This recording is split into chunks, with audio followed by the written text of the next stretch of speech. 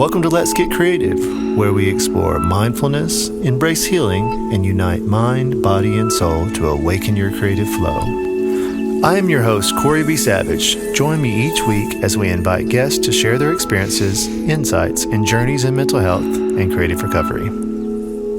Today we're joined by Jordan Woodrum, who has overcome addiction through creativity and perseverance, and now runs a media company that was his lifelong dream, channeling his recovery into storytelling that inspires others. Welcome, Jordan Woodrum, to our podcast. Jordan is a very intricate part of our creative program here at Creative Recovery. Had an idea to create a podcast, not only outward facing, but we actually use our podcast within our program for clients to learn how to podcast, learn how to edit, learn how to do audio, visual editing, and then also for them to be able to film themselves and edit themselves and see themselves differently. Maybe they think that people perceive them. So welcome, Jordan, and thanks for joining us. Thank you for having me. Yeah. I'm excited. I'm always down. I'm always down to jump in. I've been behind the camera for so long that it's a treat when I get invited in front of the camera these days. Well, I think that since meeting you, I've always enjoyed our conversations.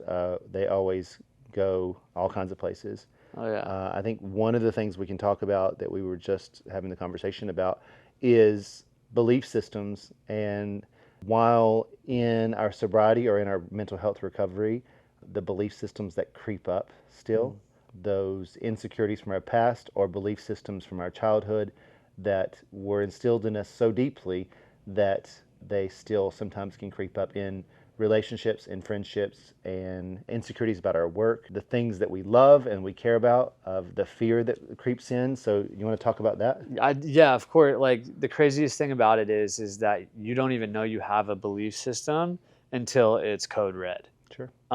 Like, I don't know that my belief system is that I'm inadequate or that I'm not good enough, or if I show you the real me, if I show you who Jordan Woodrum really is without these defense mechanisms that especially places like Los Angeles help you build, you know what I mean? After being here for 10 years, then you're going to abandon me. You are going to leave me. You are going to hurt me, or you are going to like mess me over in some capacity. Sure. And then I think that sometimes we don't only fear that, but we think we deserve it. We think we deserve it. And, you know, it happens like this. It's like either two ways. It's like I'm on the defense, so I'm going through life and I have walls up and I don't even know that I have walls. So say that me and you are in a friendship or we're in a relationship, I'm never going to be all the way vulnerable with you because I think that if I am, then I'm not good enough for you to be my friend or for you to be like my loved one. And I am naturally just going to like give you little tiny pieces because I'm so afraid of like rejection, you know? Or on the other side of that, we give what we think the other person wants from us. So we create something even new that's not even us at all. Yeah. That's not even our fear. It's actually fabricated because we have a belief system of what we think that you want. Right. Yeah, well, that's deep though, but I think that's like a society thing as well. Sure. That like not everybody is even having that conversation. Like, we're here at a treatment center at Creative Recovery LA, but what people don't realize is that like our society is so messed up and like mental health is so off right now that like for that to be like a normal way of people thinking and never look inward or like try to challenge that belief system is like a huge problem. I think that even the way we look at mental health, first of all, most people don't look at it as mental health. Most people look at it as mental illness. And they're actually claiming that the people that are seeking help are mentally ill. And how I like to describe it to people that we're counseling is that similar to our physical health, sometimes we're healthy and sometimes we're not, but we can get healthy by focusing and training and walking and hiking and going to the gym and eating healthy. The same with our mental health. Right. Our mental health is also a journey. So while you might be mentally stable now, you can be mentally unhealthy if you lose your practices, you lose your way, or you don't focus on your mental health. But even if you're not well, you can focus and work on your mental health. So it's an actual journey that you actually have control over, like that we have the ability to grow, to change. And that all of us, I can say it confidently, everybody is on a mental health journey. So while you might be stable now, something could happen. You could Yeah. lose your spouse, you could lose your mother, you could get cancer. Now your mental health is struggling. So now you have to now focus for the first time in your life with sanity. Well, then you're in fight or flight. Correct. You might be coasting, but it's only because you haven't been challenged. Correct. And when you're challenged, that's when you realize, like, are you healthy or not? Well, and then when you're challenged is when you actually respect the others that you knew were challenged before. Exactly. Then you're like, and just my sister and I, we were just on a vacation together, and we were both challenged with my mom passed a couple years ago, and we were very much naive to the idea until we experienced grief.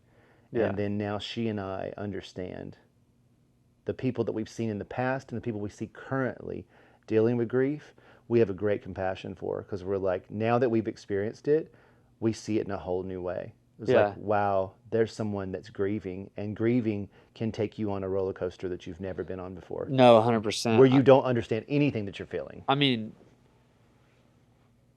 here's like, okay, so 2 years ago, like the day before my birthday, one of my, like, this is like a very true person in my life. Like, you know how you move to places like LA or a big city like Nashville, like from Atlanta, Georgia, and you first get there and you're like, whoa, like the people here are not the same. Sure. Like everybody's got an agenda, Yeah. and you have to learn how to like fit into that, and you can get lost. Well, this dude that I met he was like a real authentic person from like Long Island, New York, and he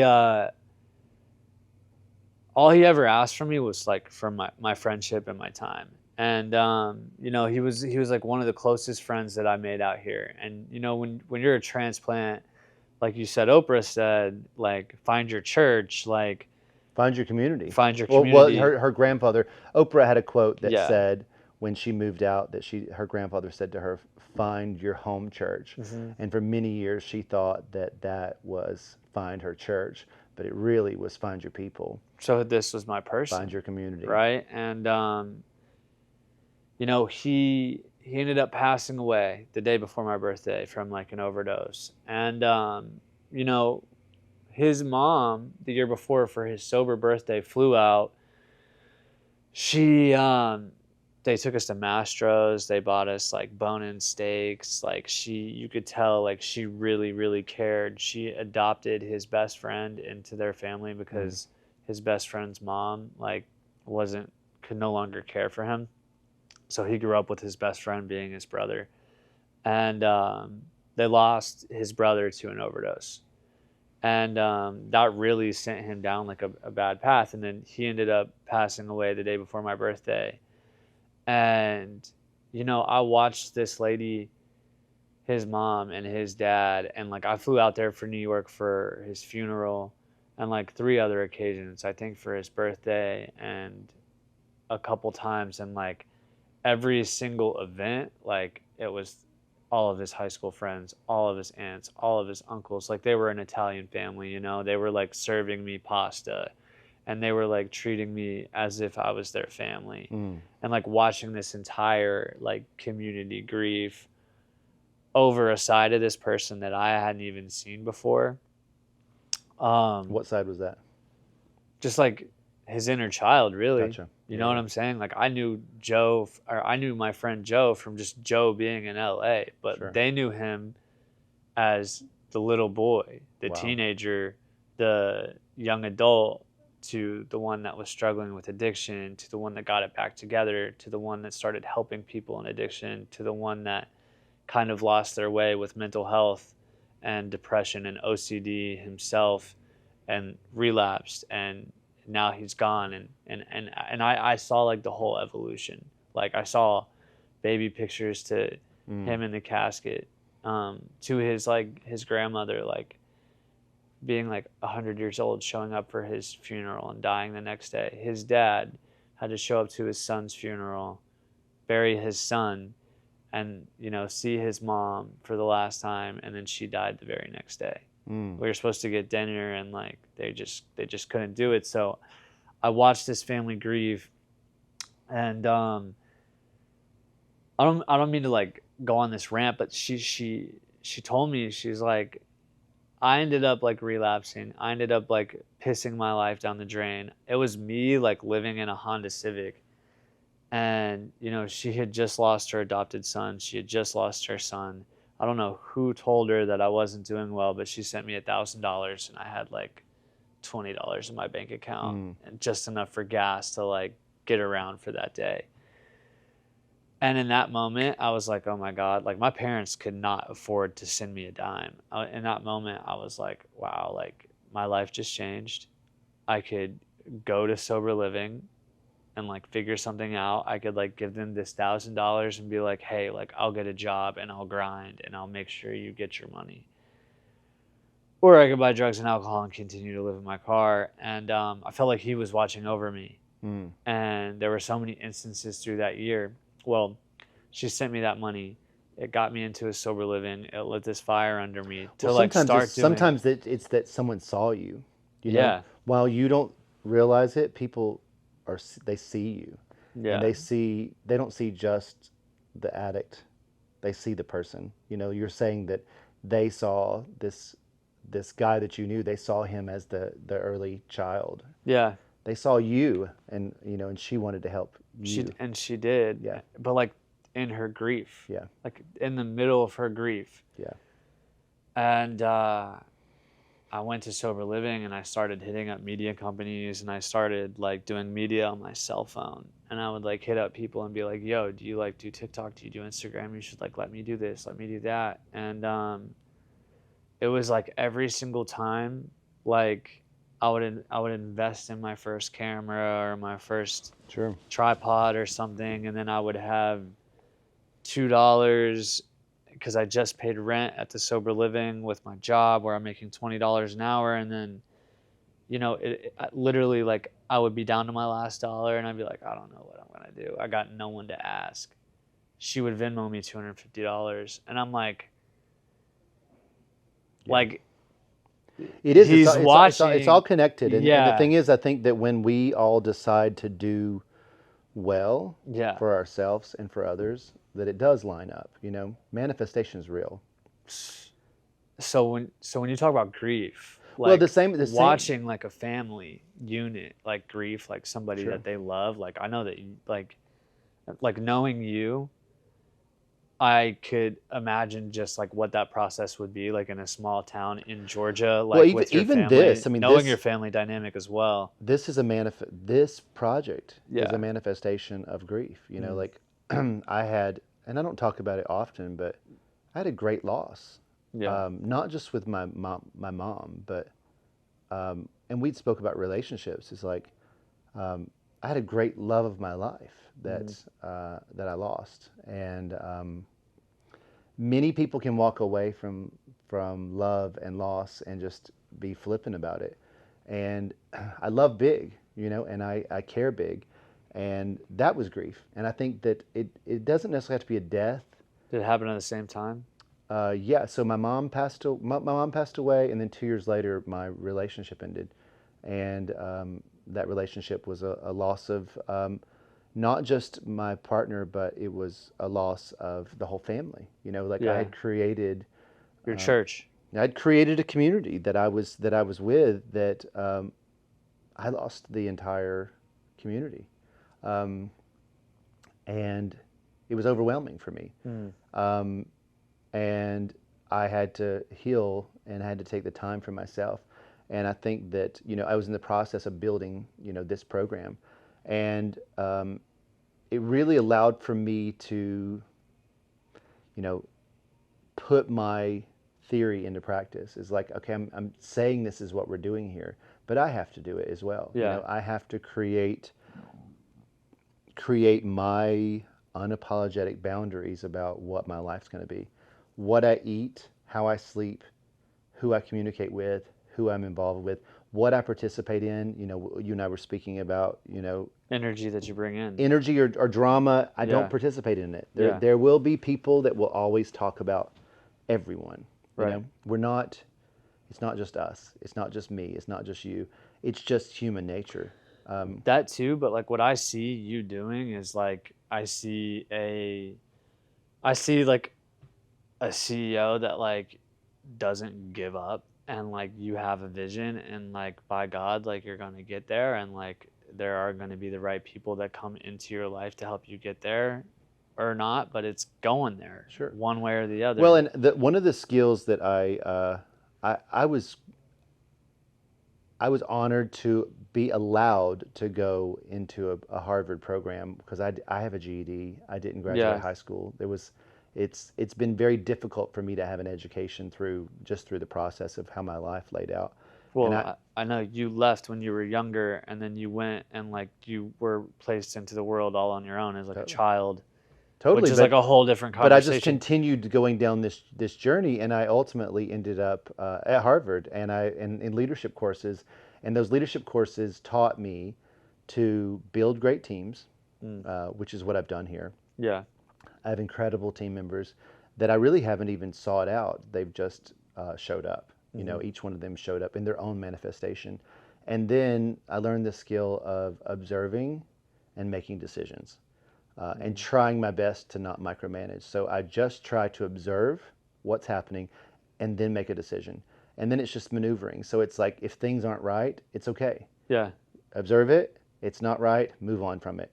Do you think at the beginning of your entrepreneurial journey you would have like Oh, totally different. And the reality is even through this Harvard study that I did, this leadership course that I did, the very first thing they did was use Korn Ferry, which is a survey program. So Yeah. I had to submit 5 people that I had worked for, 5 that had worked for me, and 5 friends and 5 family members to be questioned about my leadership skills. And of course, it was on a 1 to 5 scale. And then I had to survey myself, and I surveyed myself on a 1 to 5. I surveyed myself as a 5. So I was like, yeah, I'm the best. I've been a CEO for years. I know exactly what I'm doing. My ego was there.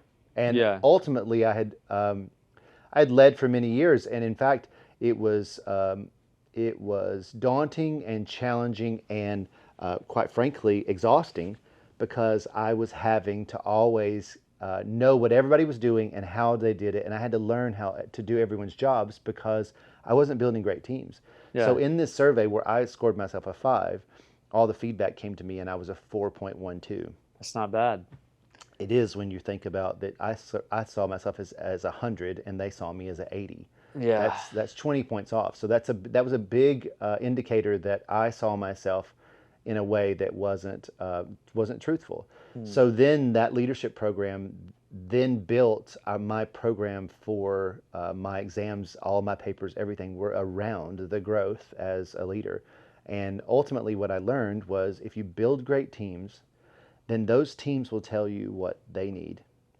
And then you can observe and make decisions. Yeah. I'm not here to know everyone's job. I don't have to do everyone's job. I don't have to be skilled at everyone's job. I have to know how to build great teams of people that know how to do those jobs. Which is why you're in our podcast department, because I don't need to learn how to do podcasting. I need to find the person that does podcasting best. Right. Do you think that like, let's talk about podcasting and recovery though. Yeah, totally. Yeah. Yeah, no, I think it's well, and even I've seen like myself, colleagues, other programs, everyone's podcasting, and it's incredible because there's a great opportunity for people to have the discussions that we have in program all the time. Yeah. And maybe people that are terrified of what program is, Right. they're getting to see that we're all similar. Right. That while you might not have a drug addiction or you might not be an alcoholic, but these conversations you also have insecurities and you also have weaknesses and you also have early childhood situations and you also have grief. And you're like, wow, these people are dealing with the things that I know that I'm dealing with. Or you know somebody that does deal 100%. with direct mental health or addiction. And I don't think that, like, we were talking about dry drunks earlier. I think that like mental health is so much bigger than that. I mean, if I had the opportunity like right now to be able to put life, business, relationship on hold, like I would go to group therapy Sure. every single day. Sure. I would like I don't think people realize like the depth and the value of like being able to go and like put everything out there on the table in a group setting and have different forms of healing. Well, but it's a it's a luxury. luxury. It is. Yeah. And for me, when I had a theory of opening a treatment center, Yeah. I had my reasons for what I thought I wanted to open a treatment center. And then I was going my mental health journey that then changed this program to be absolutely a fingerprint of my healing. So this program is everything. So like what? Like, everything that it took for me to heal was nutrition. It was fresh flowers at my house. It was music. It was writing a song. It was meditation. It was frequency healing. It was Atmos surround sound music that I was listening to. So ultimately what I did was created the same environment that I healed through and built it here. But then ultimately, even with that, so while I had an idea to begin with and it shifted to be part of like my journey, now it's even shifted again because now other people are involved. So now I never thought or imagined that my healing would continue daily, because every group that I'm in, every counseling session that I'm in, it's not just the other person that's learning from me. I'm learning from them. I'm learning from their growth. I'm learning from their challenges. I'm learning from other people sharing their stories, other counselors sharing their other colleagues and other programs and what they do. And never did I know that I was opening up Pandora's box for healing. Yeah. Just stepping into the space and being willing to have these conversations, having these conversations with strangers, going to conferences. Yeah, it's like knowing that you're not alone, that you're very much just in the human experience, just like everyone else. Yeah, it's like so many places to go with that. I think what stood out to me was that you yourself did have a healing journey, and like you're pretty much like what I see is like the Creative Recovery LA. I see the universe. Yeah. Right. I see in one room you have a studio for music, for people to like express themselves and get creative. I see a yoga studio. I see therapy offices. I see art. I see the flowers. I see all of that, and I think that I don't know. I think that people. It's definitely something that. It's so like the system is like weird. You know what I mean? Yeah. It's like people can get caught in a system where it's like they don't find they're a number at a place where the quality of care or the level of commitment to that person, there's no vision there. Sure. It's like a hospital. Yeah. It might as well be a hospital. And even in the name Creative Recovery LA, I see like what you're trying to do is different, and I see the vision behind it, and I see the healing behind it. And I think being right here in like West Hollywood, it can be like a staple for this city and this space to heal. Sure, and we see it all the time. We had Christine, our VP of Business Development. She had the idea with the LGBTQ Chamber of Commerce to open up our facility during Pride. Right. The idea was that, I mean, we're right on Santa Monica Boulevard, right in the parade view, and we thought that it would be a good idea and a good opportunity to just open up our doors so people could come up for AC, a little meditation, some refreshments. Yeah. And it was probably one of the most beautiful things that I'd ever seen. Did you guys have a good turnout? Yes, it was all day. There were just the most random people just coming up from the streets. With like tails on and shit? We had people in costumes. We had people coming. We had married couples. We had straight girls. We had gay couples. We had drag queens. We had everything you can think of. Straight guys. Coming up here. Nurses from down below that were working. They were on staff. We had police officers pop in. Yeah. And everyone came here and experienced something different, which is what we kind of pride ourselves with, is that we created a space for you to find what you need from us.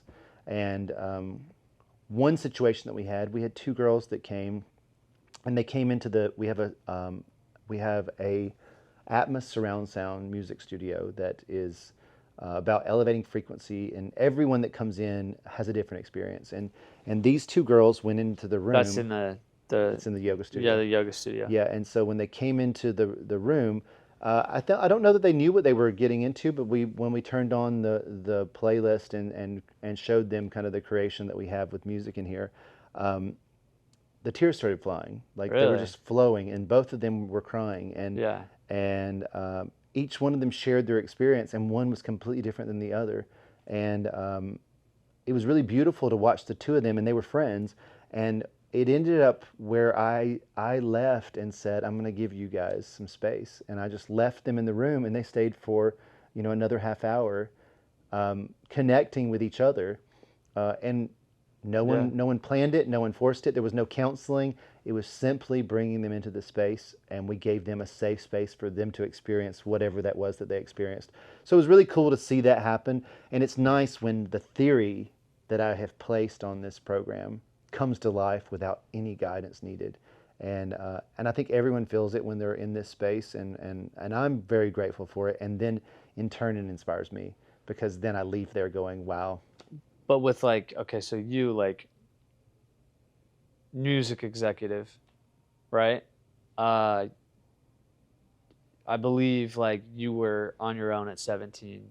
I was on my own around 16.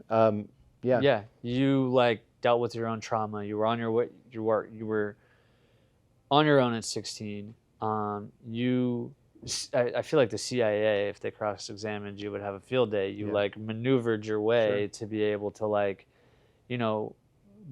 find your way into an executive role in the music industry. And what kind of music was it? Well, I worked in every range. I mean, I started with Interscope and Universal and Warner, and then was at Big Machine, and then Sony, and then I was the CEO of Visionary Records. I worked with everyone from Outkast to Prince, and many people in between. So why walk away from that to do this? Well, it was I think along that path. I mean, the reality was it was hypervigilance, and I think that a lot of people don't even understand that.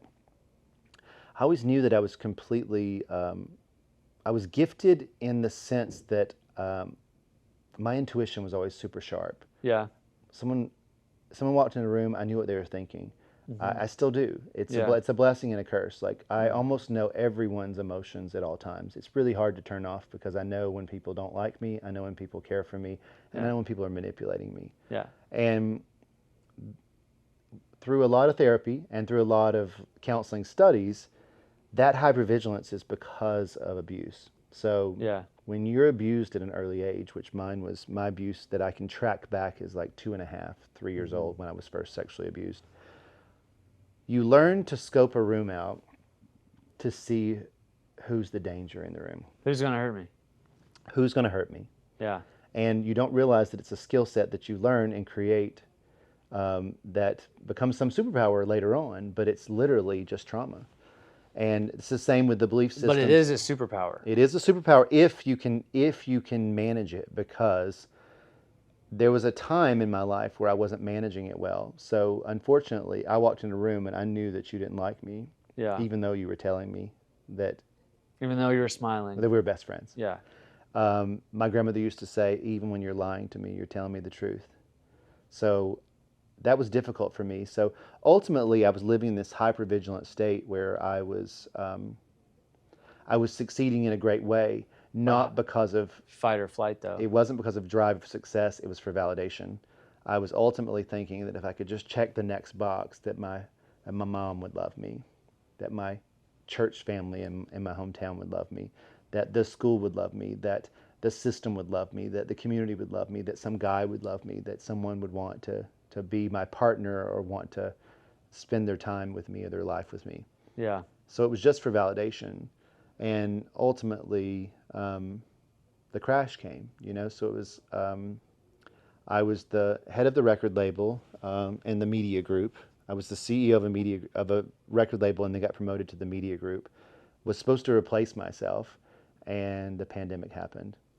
And I hadn't replaced myself, so I was a double CEO, and thrived because my workload is unending. I can handle whatever you can throw at me.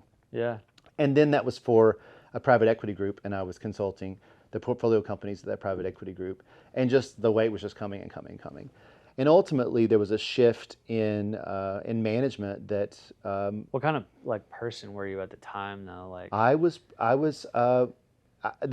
mean, not far from who I am now, except for well, I now would. you have your meditation hours. There was a mask. There was a mask that was on because everyone saw me as successful, and everyone saw me as bold. Everyone saw me as the same big personality that I am, but they didn't know that at home I was lonely and sad and depressed and wanting and desiring and begging everyone to love me. So I was doing everything I could for everybody until it finally got to a point where I was overextended. Yeah, you don't have like the connection that you just really want. Well, I was taking on more and more and more. My mom got sick with cancer, and then I took that on. And I'd left the company because there was a shift in management, and I got a great exit package. So it was like, but my exit package didn't allow for me to work in the music industry. So it was a perfect time for me to say, okay, Yeah. I'll consult and I'll do other things. And then mom got sick, and then I was throwing myself into that, which I was grateful for, because during the pandemic, my mom found out she had cancer, and we all got to spend great family time together and healed a lot of our, our past issues and a lot of our past traumas. And then when I came back to LA, I ended up in a relationship where I was giving everything I could, and then everyone in my life, I was giving more and more and more and needing more because I was ultimately grieving, Yeah. And then the grief wasn't getting, it wasn't getting nurtured, and I was just trying to do more and more and more until I finally just broke, and then there was just nothing left to give. It was, I guess, the addict's version of rock bottom, because codependency is an addiction as well. And finally, I had used as much as I could until I was at the complete rock bottom. So that was where the turning point was suicide. And so even when you see the founder's video, or should I say, then the turning point was ending my life. Yeah.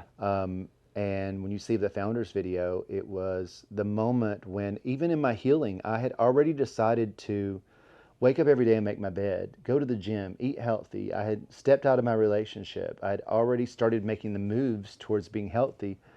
And the subconscious wasn't allowing that to happen. So I woke up one morning and remembered seeing in my mind, I was making my bed, and I see myself putting in the code to my safe.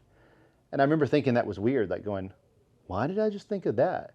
Continued making my bed, and then it was like boop, boop, boop, boop. And I was like, stop. Yeah. Then it got verbal. I was literally in my bedroom saying to myself, stop it. And it was like, toot, toot, toot, toot. And I was like, there was a moment where Isn't it so crazy how I just like knew. I was disconnected. I was dissociative. but then when you do that, your brain like wires yourself to that being And the dissociation happened, and it was, I remember the moment, I remember the smell, I remember the room, and I remember just stopping and going, I don't trust you at all. Zero. To yourself. To myself, I don't trust you. And the only thing that I could do is I immediately picked up my phone and called my friend Tyler and said, you have to come to my house. I'm walking the dogs. You know where the key to my safe is. I need you to get the gun out of my house. And luckily, I had such a great relationship with him, and he understood me so well that he didn't say, why? What's going on? What's happening? He said, I'm on my way. Yeah. And when I came back, my gun was gone. My gun and my ammunition was gone. And just that moment was when I knew that, and I literally locked my door to my house and just sat down and said, I have to do something. Something has to change. And then it was a moment where I knew not just something had to change, everything had to change. Everything. The way I slept, the way I ate, the way I had sex, who I talked to, who I received phone calls from, who I looked on Instagram with, who I looked at Facebook from, and I had to stop it all.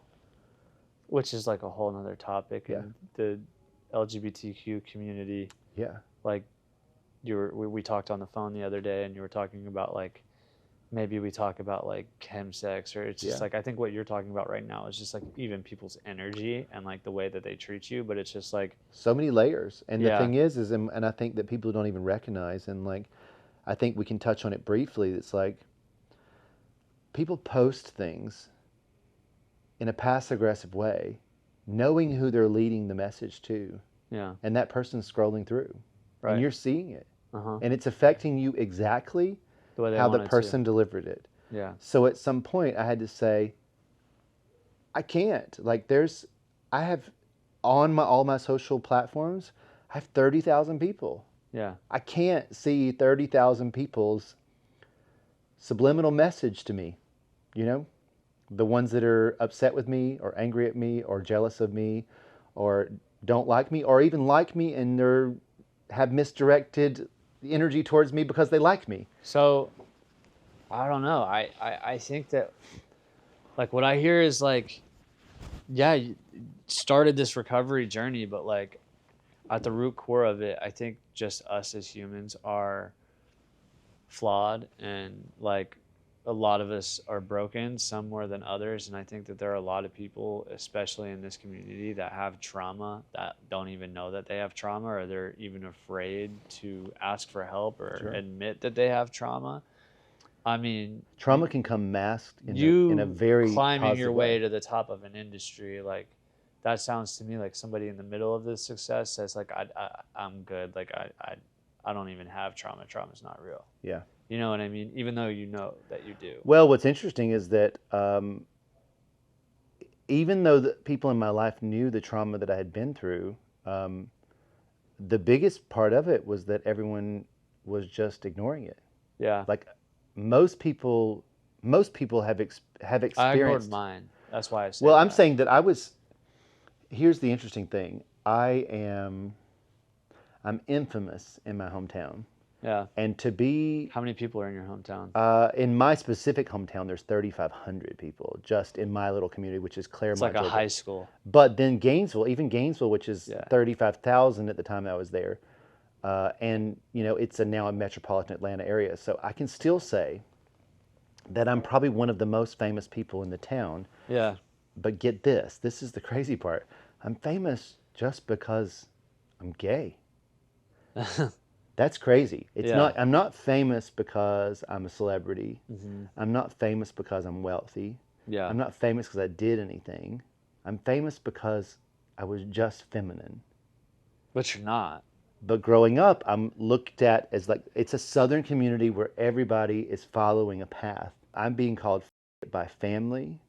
I'm being called faggot at church. I'm being called by adults of Yeah. kids in elementary school. I'm playing on a t-ball team and I'm walking back to the car and parents are calling me. But did you even know you were gay then? Didn't even know what gay was. I had no clue I didn't know what it was. I just Yeah. knew the way that they were saying it towards me was like derogatory. Yeah. I was knowing that parents were saying, don't talk to that faggot or no, that faggot can't come to your house. So imagine growing up famous for nothing. For absolutely nothing. For nothing. Like in fact, like I don't really think like a 5-year-old's gay. I don't think you can put a sexual orientation on a child. But even so, the thing is even if you do, then you're contradicting even your belief system that you're trying to push on everybody. You're saying Yeah. that being gay is a choice, but you called me faggot at 3 years old. Exactly. So what choice did I have at 3? You think at None. 3 years old I chose to be this way? You recognized it and you made fun of me. So you've known my whole life, the same as I've known my whole life. So how do you heal? So I have to heal independently. That's it. It's like if you're Yeah. trying to heal by the world changing, then that's never going to happen. Yeah. Because the world's changing in some of the most negative ways right now, and not just against people that are gay, just in general. I think that there's a selfishness that's out there. You know, people are posting nasty things because they want to be nasty. Right. They don't think about how many people that it damages along the way. And that's just selfish, you know? And we've created an entire world around it, and it's never changing. The reality is now the internet and social media has grown to such a big place. The only way to stop it would be to shut it down, and it's a gazillion dollar industry. Gazillion. Gazillion. gazillion, quintillion. But my I guess like where I'm going is like there are people that like do that, like have had that treatment or like feel like you, and like, you know, like this is like a place for them to like find salvation. I Sure. mean, I'm not like Yeah, but the trying to thing is, pitch anything, but I'm but just like, it's self. You have to heal yourself. yeah, And what's interesting for me is, and I keep laughing about it because at every turn that I think that I'm healed, the universe, God, source, whatever you want to call it, continues to deliver just another like aha moment where it's just like they're literally putting it in my face to go, you thought you were healed? I'm going to deliver you something that's so obvious to check and see if you're healed. right, And it's another layer of healing. yeah, Like, I just went on a trip to Hawaii with my family, and I had bought the trip at a charity auction. yeah. So haphazardly at an auction for Friendly House, and just bid for this, you know. What is Friendly House? Friendly House is it's a beautiful program. It's an all women's program. Yeah. And one of my friends, Christina, is the CEO of it. They're incredible. Anytime there's an all female need, then we refer over there. So I love to support Friendly House. So we were at her annual event, and I wanted to support, so I bid on this trip to Kihei. And then over months, I could go anytime I wanted to, and I was trying to find a window of time, which is impossible as you're opening new facilities. And we were opening, now we just opened our fourth between our transitional houses and detox and here. And I was like, okay, I finally have time. And then I invited my family to go, and then I talked to the owner of the place and got the address and just really haphazardly put it in, sent it to my sister, did our whole thing. And then we opened our detox, and then I left the next day for this trip. And so I fly to Hawaii. I get there a day early myself. I knew that there was going to be some emotion because my relationship that had ended right after a trip to Kihei. So I was like, I know this is going to be emotional. I'm going back to the place where I was in this relationship. And then I've put it in my maps. I get my Jeep and I put it in the maps, and I go driving, enjoying Maui. I'm posting like, I can't believe I'm here. This is so amazing. Yeah. And then I start pulling up to the place, and I pull up to the building, and I'm like, then just like the wash happens over me. It's the same building, the same place that me and my ex went with, his son.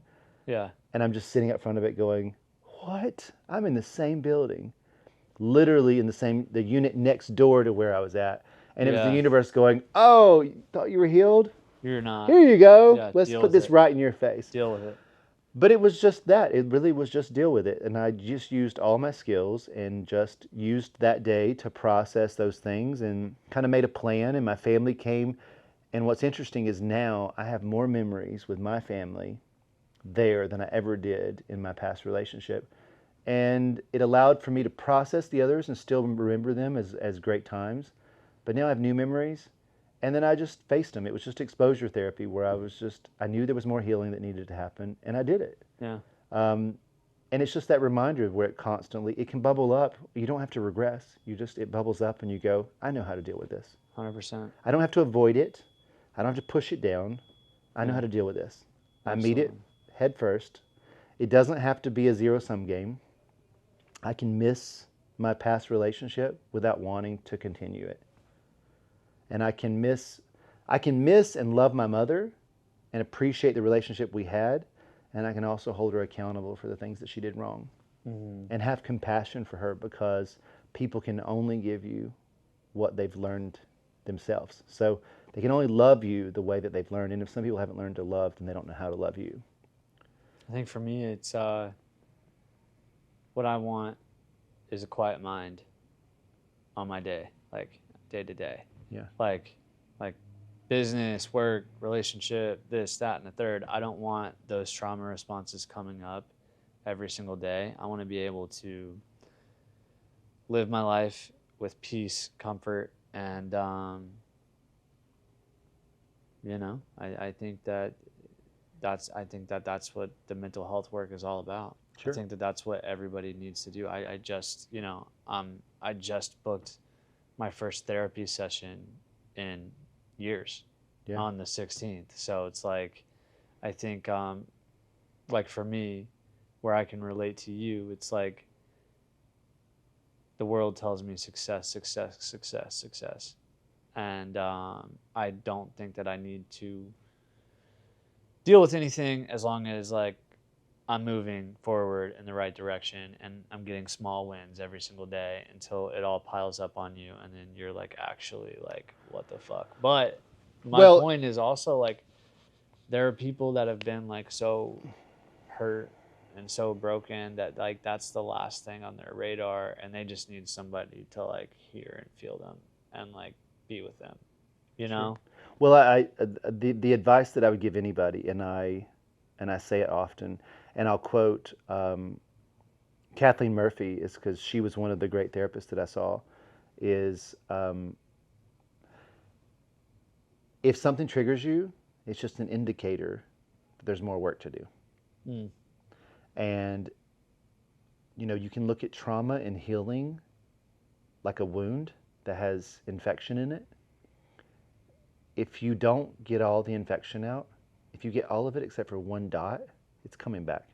Oh. And it'll grow back as big as it was before. But if you open up the wound and you dig all the infection out, and it sucks to dig all the infection out. But when you dig all the infection out and it's all gone, then it scars over. And then you can point at that scar and you can say, this is what happened. And it's just a story. Yeah. And it's never going to come back as infection again because it's gone and the scar's now healed. So trauma isn't something that has to stay with us. It's something that has to be processed. Because otherwise it festers. Yeah. And it's important to... It's like whack-a-mole. It is. And the thing is we think, and oftentimes you think that you've got the infection out because it's Yeah. already like it hurt too much. You're like, no, stop messing with that. There's a splinter in your arm. Don't mess with it. It hurts. Yeah. Well, if you don't get it all out, it just continues to get infected 100%. over and over and over until you actually heal it. So for me, when you talk about the peace of mind, I've never had more on my plate in my life. Like, because I feel a great responsibility that I take people's lives in my hand. You know, like Yeah. they're coming to me sometimes really in really dangerous situations. Mm-hmm. I can't just with good conscience just decide to take them. I have to sometimes say, you need a higher level of care. And I have to push you to another higher level of care. Right. Because you need more than I can give you. And I take that in my hands and I take it very seriously. So there's a lot of pressure there. And I feel like that with all that's going on and all the businesses that we're opening and how many employees I have and how many team members and how many clients, that you'd think that I'd be super stressed, but I have complete peace because I'm healed and I'm healing daily. Where do you see the recovery industry lacking? I can't say much about where it's lacking because I've been in it for such a short amount of time. But I would say that I would hope that the industry could find the balance of compassion for other facilitators and partnerships and learning new ways as, you know, as the addiction and the mental health struggles change. I think that there's some change that needs to happen in the community. 100%. You know, we do evidence-based treatment here. Frankly, because we have to. You know, for insurance purposes, you have to do evidence-based treatment, and we believe in it, but we think it needs more. So we do the evidence-based treatment, and then some. And I think that that's what I think that the industry needs is we need some, then some. We need more. And what is your then some?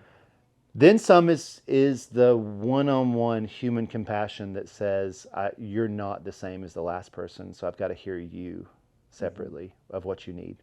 And sometimes you have to just let them... Isn't it crazy that they like generalize human beings, like they don't Yeah. all need something different? You know, it's the same as the school system. It's like I grew up in a school system where I was put in the hallway every day. Every single day I was put in the hallway. And not because I was a bad kid. Same. Every single day. I was a bad kid. Well, but it turned out that I was just hyper intelligent. And Yeah. I was when they would ask a question to the class, I couldn't raise my hand, I'd just say it. And Yeah. it would ultimately get me kicked in the hallway. Well, I had incredible grades in the hallway. Yeah. And it was because the system wasn't wasn't forgiving of the person that learned different. Right. The quiet kids got to stay in the class because they were teaching for the quiet kids. But that kid that can't stay quiet Right. also deserves an education. And it's the same in our programs. There's people that come in and do all the groups and do all the everything just perfectly. You know, they go and sit in the group when they're supposed to be in the group. And there's others that can't sit in the group. So we have to do something for them. We have Right. to just navigate what that person needs. Because Yeah. everyone uses it different. You know, some people want a quiet meditation, and some people want loud music, or some people want martial arts, and some people want ballet. We're willing to add all those things for whatever that Yeah, I person saw a needs. punching bag out there. The punching bag came from a client that just shared with one of our facilitators that he's like, I heard you do martial arts, and she says yes, and he said, I just sometimes feel like I just want to just punch something. And we ordered the punching bag, and it was really funny because we were here and we didn't know, but she had taken him into the yoga room with it, and before we knew it, it sounded like the whole building was being torn apart, and we're like, what is happening? And come to find out, he had just went in and just let it go, like let go on it, and then he never touched it again, Yeah. ever. Huh. I don't know that he ever touched it again, but he needed that. And so it's there now for whoever needs it. And use it sometimes you sometimes. just want to go in and just punch the bag, Yeah. which is okay. We don't have to necessarily put a whole class around it because not everybody wants that. But if you So- do, and then we had another client that wanted, had dreams of being a ballet dancer, and we brought in ballet bars. And then I'm lucky enough to have some really great friends in the ballet industry. And David Pradas from the New York City Ballet is now one of our practitioners. So what is like a ideal client's journey here? Like Well, I think inception to I end. think our ideal client here is, we do have full continuum of care, so it's nice to start building that ideology with them that that they do have control of their life, that they do have the ability, that they do have value, and often we just want to teach them that we know they're valuable. And I often tell our teams we're here buying time for them to find themselves valuable as well. So I think with the full continuum of care, if we can teach and instill in them that they are valuable and that they should always remember that, and then to create communities and to create unapologetic boundaries, and to do the things that are hard, and to continue through those triggers until they're no longer triggers. Yeah. And we believe that you can heal and that you can grow and that you can live a normal life. And we're here to help in that in a very creative way.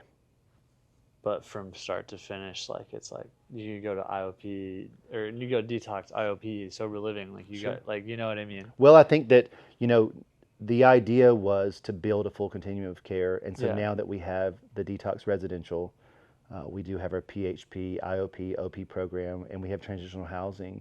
I think that if you step down through all of those processes and trust the process, then you get to the other side and go, wow, I never expected that I could get to this place. And we hold clients accountable, and we want them to participate in this journey. We don't want them just doing the loop that they've been doing for so long, because a lot of people heal for a moment. In and out, in and Well, out. they get enough healing that they can get back to it. Right. And we want that theory of let's dig all the infection out. Let's cover all of it. And a lot of times we have the clients when they first come in, they say, I'm worried about XYZ, and we assure them, if you just go through our whole program, we'll help you when the time is right. Once we get through detox, then we get into residential, then we start working through, career goals, school goals, your personal goals.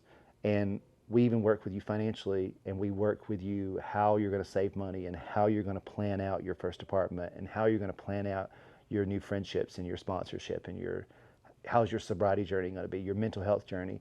So it's like just literally taking one bite at a time and just slowly getting into it, because it can be overwhelming when you're going from a complete drastic change. And we have to remind them that when you get sober or when you start your mental health journey, you're bringing up all the things that you've pushed down for so long. That's it for today's episode of Let's Get Creative. A huge thank you to Jordan Woodrum for sharing his inspiring journey of overcoming addiction through creativity and building his dream media company. If this conversation moved you, like and subscribe to Let's Get Creative on your favorite platform. And join us next week for more stories of mental health, healing, and creative recovery. I'm Corey B. Savage. Keep nurturing your mind, body, and soul. Until next time, let's stay creative.